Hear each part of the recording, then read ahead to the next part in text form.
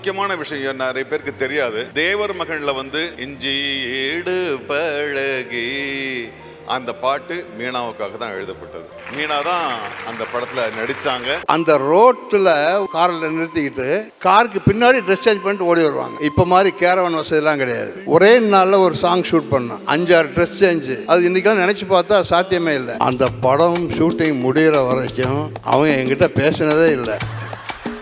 இது என்ன உண்மையே என்னை பார்த்து பயந்துகிட்டு இருந்தாங்க. அவங்க அம்மா எவ்வளவோ சொல்லி ரொம்ப தன்மையான மனுஷன், நல்லவர், எனக்கு தெரியும்னு எவ்வளவோ சொல்லியிருக்காங்க. அவங்களுக்கு அந்த பயம் கடைசி வரைக்கும் போகலை. நீங்க ஃபர்ஸ்ட் ஹீரோவா நடிச்சதுலயும் அவங்க தான் உங்களோட ஃபர்ஸ்ட் ஹீரோயின் இல்லையா? ஸோ அந்த நாட்கள் ஒரு வாட்டி போயிட்டு வந்தீங்கன்னா அதுல இருந்து சில கதைகள் சொன்னீங்கன்னா ரொம்ப சந்தோஷப்படுவோம். முதல்ல இந்த படத்துக்கு கதாநாயகி தேடிக்கிட்டு இருக்கும் பொழுது ஏதோ ஒரு வார பத்திரிகையில் அவங்க மீனாவுடைய புகைப்படம் பார்த்தேன்.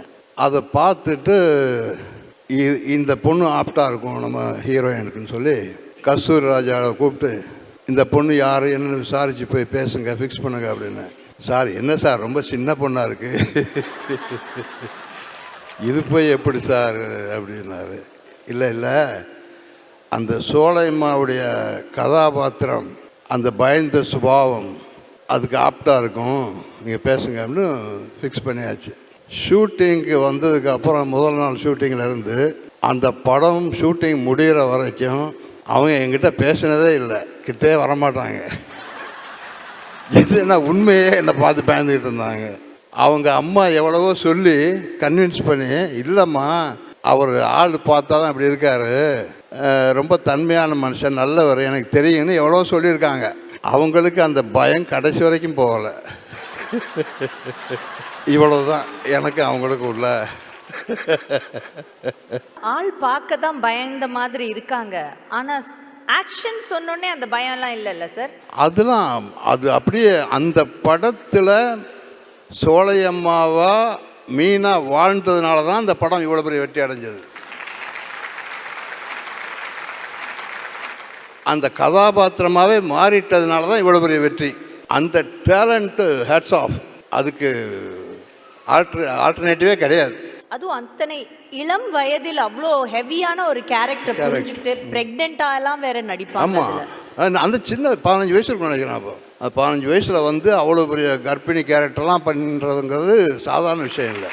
ரெண்டாவது, அந்த காலகட்டங்களில் இப்போ மாதிரி கேரவன் வசதிலாம் கிடையாது, கேரவனே கிடையாது. ஒரே நாளில் ஒரு சாங் ஷூட் பண்ணோம், ஒரு 5-6 லொக்கேஷன் ஷிஃப்ட்டு, 5-6 ட்ரெஸ் சேஞ்சு. அந்த ரோட்டில் ஒரு ஓரமாக காரில் நிறுத்திக்கிட்டு காருக்கு பின்னாடி ட்ரெஸ் சேஞ்ச் பண்ணிட்டு ஓடி வருவாங்க. மீனா ரொம்ப ஆச்சரியமான ஒரு விஷயம். ஒரு நிறைய குழந்தை நட்சத்திரங்கள் நம்ம தமிழ் சினிமாவில் வந்திருக்காங்க, இந்திய சினிமாவில் வந்திருக்காங்க. ஆனால் அவங்க வளர்ந்த பிறகு திரையில் பார்க்குறது ரொம்ப அபூர்வமாக இருக்குது. ஆனால் இந்த குழந்தை தான், அது எப்போவுமே குழந்தை தான்.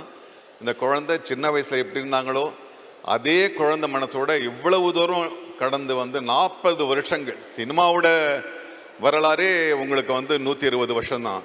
அதில் 40 வருஷம் வந்து அவங்க எந்த ஒரு தொய்வும் இல்லாமல் அவங்க அதை பண்ணிட்டு இருக்காங்கன்னா, ஷீ இஸ் ரியலி கிரேட்.